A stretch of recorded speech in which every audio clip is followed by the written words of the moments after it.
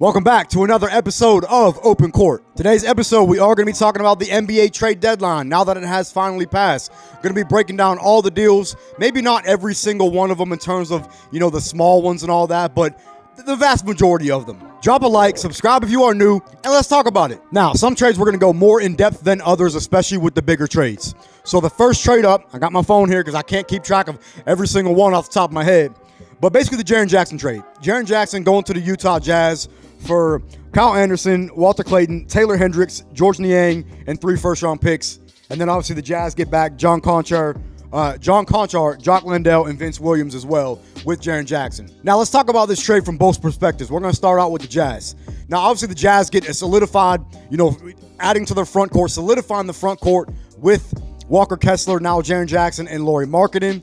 But you're giving up 3 first-round picks. But I don't hate this for the Jazz. I think this is actually a really good trade for them. When you get a solidified defensive player of the year in Jaren Jackson, who's still in his prime and still essentially young, 26, 27 years old, somewhere around there, can defend at a high level and fit in with this Jazz young core that they have, especially with Lauri kind of around the same age. I think the Jazz are going to look to start to try and compete, potentially going, as early as next year, with giving up some future draft capital for Jaren Jackson. I like this trade for the Jazz. I like it for the Grizzlies as well. The Grizzlies now officially have hit the reset button in terms of getting off of all their players from a couple years back. They've already got rid of Desmond Bane. I'm actually very surprised that Ja Morant did not get moved at the deadline, but that's another story for another day. But getting back multiple first-round picks for Jaren Jackson, that you can't really ask for any more. They got a couple nice young players in Walter Clayton and Taylor Hendricks. So I like the direction of this trade for both teams. I think both teams win in this deal. It's going to be really interesting to see how Jaren fits with the Jazz, and we just got to wait and see. Now, next trade up, we have the Bulls and the Pistons. Mike Conley and Jaden Ivey going to the Pistons for Kevin Huerter, Dario Saric, and a first-round pick swap. I don't know, man. I look at this trade, and I'm just thinking, what are the Bulls doing? The Bulls are really just... Their front office is just an atrocity to me. I don't really understand the vision. I don't understand what they're trying to do going forward. They have 97 guards on their roster, and I like Jaden Ivey. I think he's got a lot of potential. He came off an injury this year. He hasn't played a whole lot, but I think that he can be a really good player for them and maybe fit with Josh Giddey, but I just don't really see the vision of the Bulls. Now, from the Pistons aspect, you get a shooter in Kevin Huerter, even though he has not really shot the 3 ball very well this year. I think he's around 32, 33%. Correct me if I'm wrong on that. But you do get a first-round pick, so I like the move for Detroit. Jaden Ivey was kind of the odd man out. He wasn't really fitting with them. You kind of seen that he eventually was going to get moved. It was just a matter of where and when. Another Bulls trade. Anthony Simons and Nikola Vucevic. Obviously, Vuce going to the Celtics. Anthony Simons going to the Bulls. Again, another guard. Now, I get it. He's on an expiring deal. But at that point, you might as well have just held on to Vucevic. They have essentially damn near no bigs on the roster. I like this move for the Celtics. They get a big. He can stretch the floor. He can rebound. Not the best defender. Everybody knows that. Anthony Simons was starting to find his footing with Boston, but everybody knew whenever they brought him in, he wasn't going to be around very long, and he was going to be a trade candidate at the deadline. We saw him get moved. This is kind of just one of them deals. I'm just like, it's cool. It's fine, I guess. I like it for Boston. Chicago, they're whatever to me. Now, one of the biggest moves of the offseason, the Darius Garland, James Harden trade. James Harden going to Cleveland, and obviously Darius Garland going to the Clippers, and I think the Clippers may have got a second-round pick as well, if I'm not mistaken. Yeah, Clippers get a second-round pick as well. I'll be honest with you, I may be in the minority of this trade because I do not like this for Cleveland. Look, it looks great on paper. Everyone knows that James Harden is a better player than Darius Garland is and probably will ever be. But being a better player does not necessarily mean a better fit. When you look at the way James Harden's play style is and has always been, is he going to fit with Donovan Mitchell? I really don't think so. I don't like that fit. Yeah, he's going to be great with Mobley and Jared Allen, them lob threats, pick and roll, everything like that James Harden plays. But with Donovan Mitchell having to move more off ball because James Harden needs the ball in his hands, Donovan Mitchell needs the ball in his hands. Now, James Harden's a better playmaker than Darius Garland. We all understand that. We get that. But in terms of fit, in terms of playoff performance, I don't know if I like this trade for Cleveland, especially when you're talking about a 36-year-old player for essentially a 26-year-old player. You're looking at a 10-year difference. I don't love it for Cleveland. We'll have to wait and see what happens for them, especially when they get to the playoffs, when now you're adding one of the biggest choke artists of all time. I just don't know how I feel about it. Now, for the Clippers, I love it. You get a young guy in Darius Garland who's still 26, maybe on the verge of 27, does sometimes struggle to stay healthy, but now the Clippers can officially hit the reset button, kind of like the Grizzlies are doing. Now, obviously, we have to wait to see what happens with Kawhi Leonard, potentially in the offseason. I do expect him to get moved. It's going to be just a matter of time. And they can officially just hit the reset button, start to get younger, and start to regain some draft capital and build from there. Now, another one of the biggest trades that has happened, the Anthony Davis trade to the Wizards. This one came out of left field. I don't think anyone was expecting Anthony Davis to go to the Wizards to pair up with Trey, but here we are. Full trade details: Jaden Hardy, D'Angelo Russell, Dante Exum all go to Washington. Chris Middleton, AJ Johnson, Malachi Branham, Marvin Bagley, 2 first-round picks, and 3 second-round picks. I'll be honest, I love this trade for the Wizards. This is a buy low type of deal for the Wizards, very similar to the Trae Young deal. The 2 first-round picks that they gave up, we're talking about a 2026 first-round pick from OKC. You're looking at probably pick 29, pick 30, and then a 2030 first-round pick from Golden State, which is top 20 protected. So even by that time, yes, Steph Curry is probably going to be retired. It's top 20 protected. It's going to convey probably to a second-round pick. They essentially kept all their young guys. They kept all their draft capital, their own draft capital, and they're getting a premier player. Now, when healthy, a premier player, because Anthony Davis probably still a top 15 player when he's healthy, but we all know AD, barely sees the court anymore. But with that being said, it's a very low risk, high reward type of move for the Wizards.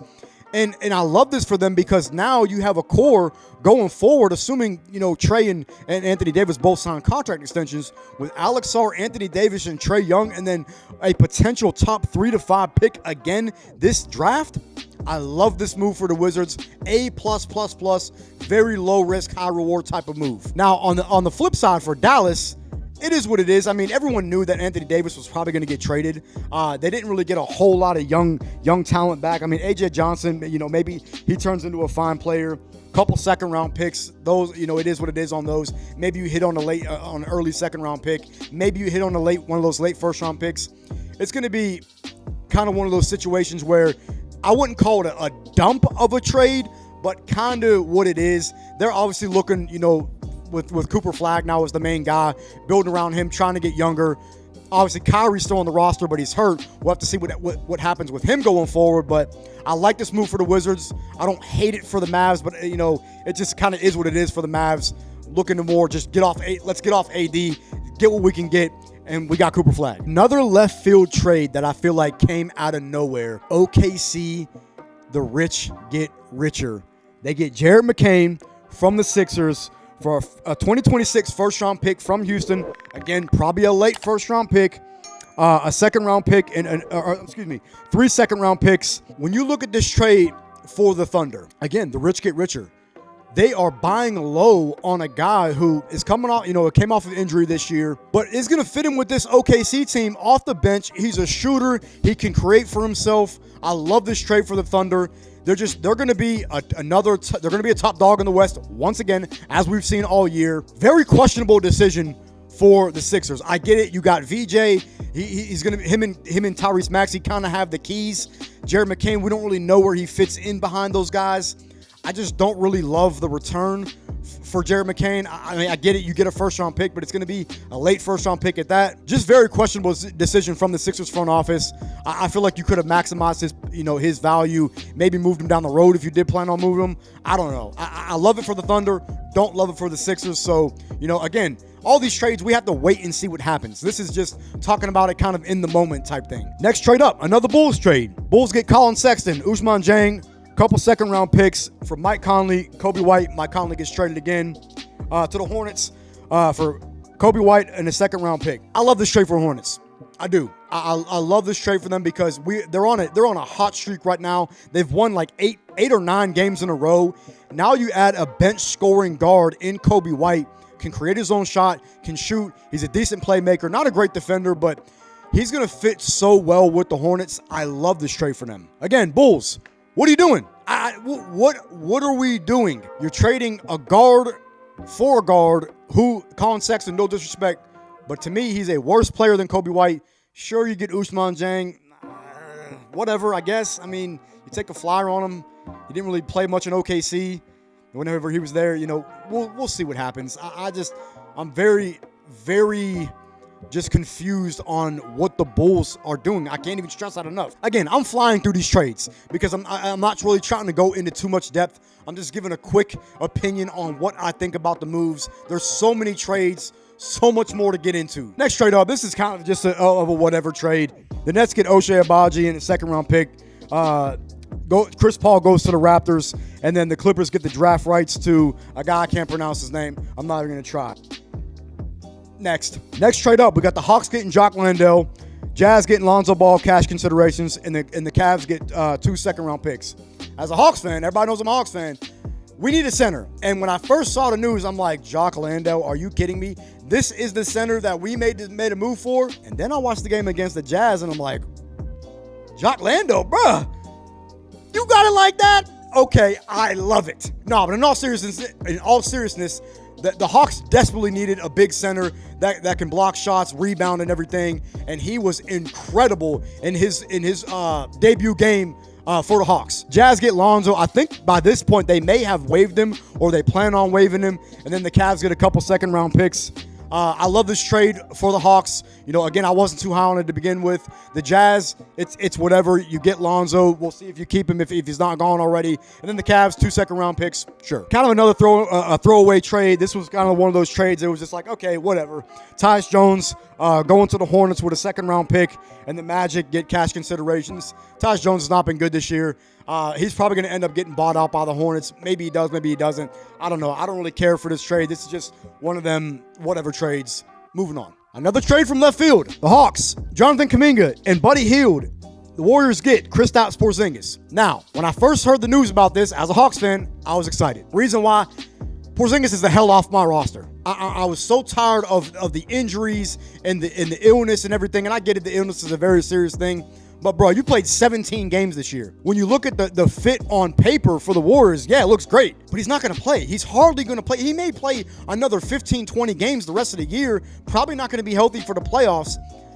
This is a bit of a head-scratcher for me if I'm a Warriors fan because, you sold extremely low on Kuminga, and I know that they were just trying to get rid of him and wash their hands with him, but I figured you could have got something else for Kuminga. You add Buddy Hield in. I just look at this trade for the Warriors, and it's just a big question mark. Now, they get the salary cap relief at the end of the year.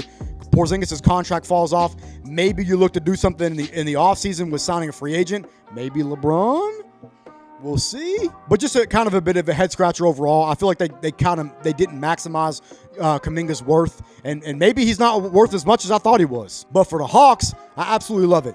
You're getting another low-risk type of move. Kuminga is on a team option. So if he comes in here and he doesn't fit with Jalen Johnson, because that's probably the biggest question is the fit with Jalen and how he's going to play along, next to him. If he doesn't come in and play well and he doesn't fit, you decline the team option, you let him walk. But with the way that Ricochet has played this year, he has not been good.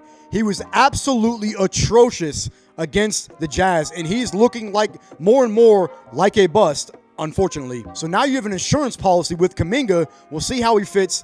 And then you get Buddy Hield, who's a shooter, a very streaky shooter, but he's still an elite shooter at the end of the day. Can pop off for 30 at any point. Very fair contract. He's only guaranteed, I think, $3 million next year. It's going to be a very small hit to the cap. I love this trade for the Hawks. Very low risk, high reward type move. Another throwaway trade. Not really going to talk too much about it. Raptors get Trayce Jackson-Davis. They get a center finally. Sure, whatever. Golden State gets second round pick. Trayce Jackson-Davis wasn't really playing a whole lot for the Warriors. Goes to the Raptors. It is what it is. Let's move on. Now this next trade, another Bulls trade. The Bulls have been very active. Again, very questionable moves, but they were very active. The Timberwolves are getting Ayo Dosunmu. The Bulls are getting Rob Dillingham, Leonard Miller, and multiple second-round picks. When I say I love this for the Timberwolves, I love this for the Timberwolves. Ayo Dosunmu is a guy who I always thought was an underrated player. He's a very good defender. He's a pretty decent shooter. He can attack the rim. I love his fit next to Anthony Edwards. I think that the Timberwolves won this trade. When you look at it from the Bulls' perspective, again, you're getting another guard in Rob Dillingham. Sure, you're maybe taking a flyer on him. He didn't really play much with Minnesota. When he did play, he didn't look very good. A young forward in Leonard Miller, sure. You're getting multiple second-round picks. I get that. But just another head-scratcher of a trade for the Bulls. Another guard to add to their 100 guards that are already on the roster. Love this trade for the Timberwolves. I'm really excited to see how he's going to fit next to how Ayo's going to fit next to Anthony Edwards and see how they can make if they can make another deep playoff run. Next up, we got the Lakers getting Luke Kennard from the Hawks in exchange for Gabe Vincent and a second-round pick. As a Hawks fan, I saw it coming. I knew Luke Kennard was going to get traded. It was just kind of a matter of time. Luke Kennard has been awesome in the moments that he decides to shoot the basketball. That's been the biggest question mark with him this year, though, is shooting the basketball and when to take shots. He's passed up so many so many times to where he's open, and I'm just like, bro, shoot the ball. What are you doing? Don't even get me started. Lakers add a shooter. Going to be interesting to see how he plays off Luka and LeBron. Obviously, he's going to get a lot of open shots with the driving kicks from Luka and Braun. I like to fit with the Lakers. They desperately needed a shooter. They got one. Hawks get Gabe Vincent in return. We'll see if Gabe Vincent can return back to his 2022, 2023 Miami form. I doubt it. I don't really think he's going to play much. The Hawks have a pretty good amount of guards now with CJ McCollum on the roster. I don't really see him playing too much unless there's injury, foul trouble, things like that. But it'll be nice if he can come in and provide a spark off the bench for when he does get minutes and hopefully can return back to his old form. Another throwaway trade. Grizzlies are getting Eric Gordon, second-round pick swap. Sixers get a second-round pick swap. It is what it is. Eric Gordon's not really a very impact player anymore. He's older. He doesn't really play much. Let's move on. Got a three-teamer with the Bucks, the Suns, and again, the Bulls. I feel like they're in almost every single trade. Bucks are getting Nigel Hayes-Davis, Ousmane Dieng. Suns are getting Cole Anthony Coffey. The Bulls are getting Nick Richards. It's whatever. I don't really have too much of an opinion on this trade. I like Cole Anthony going to the Suns. I feel like he can provide some backup guard minutes there. This is, again, just one of those kind of whatever trades. I don't really have an opinion on it. Let's move on. This next trade, we got Jose Alvarado going to the Knicks for Dalen Terry and a couple second-round picks. I actually love this move for the Knicks. Jose Alvarado has always been an underrated backup point guard. With Miles McBride, I think he's now out for the season. I'm not sure what his injury is. I'll have to go double fact check that. But getting Jose Alvarado from the Pelicans, I feel like this was a great move for them as a backup point guard to Jalen Brunson. Defensive guy, small guy, but plays a lot of defense. Grand Theft Auto.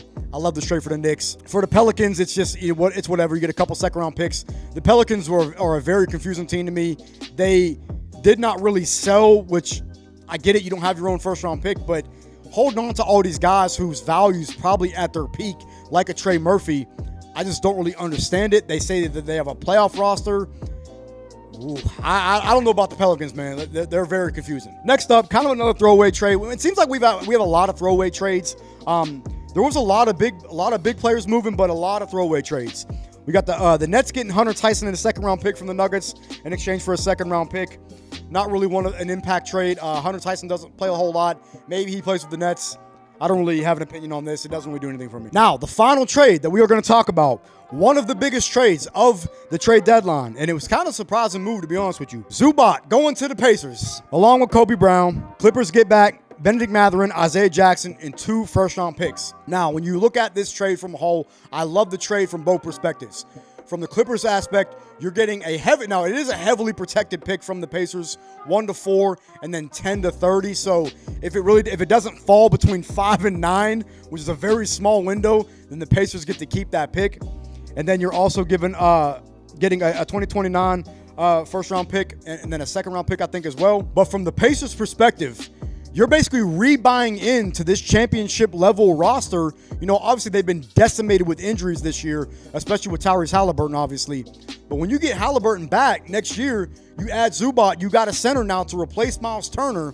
Your biggest need, they're going to be right back at the top of the East, and they are buying basically buying high in terms of, we know that we are the best team in the East. Let's try and complete this championship run and see if we can win a title. Let's go all in. And then when you think about it from the draft pick perspective, they're basically saying that, well, we're going to keep it if we get 1 to 4, one of those top dogs, and then if it falls between 5 and 9, sure, you can have it. But anything out of that, it's coming back to us. Again, another, I feel like, low risk type of move for the Pacers. Now, Zubac, I think, is 29 years old, probably only has maybe a year or two left at maybe his peak, and then he will probably start to decline. But he's a big body, put in the middle, can fit next to Pascal. He's going to play very well with Tyrese Halliburton once he comes back from injury next year. The Pacers are back and are going to be at the top of the East again next year. That's pretty much all the deals. There was a couple other smaller trades towards the top of the list. I'm not really going to talk about it. I feel like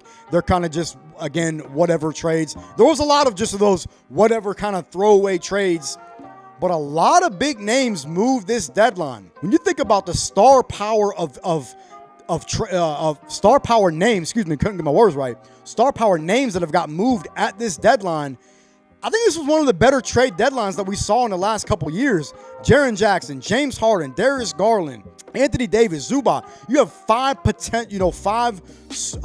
all-star level players that got moved, which you don't really see a whole lot at the trade deadline. That, and then if you add in the Trae Young trade from, a couple weeks back, you're talking about 6 all-star level players that got moved. Now, obviously, I didn't talk about the trades from a couple days before the deadline, the DeAndre Hunter deal, Keon Ellis, Dennis Schroeder. I didn't talk about those deals. I was only doing a video on the moves on the trade deadline, Dave. I don't know why. I decided to do it that way. It is what it is. But we're going to leave it there, man. That is my 2026 NBA trade deadline breakdown.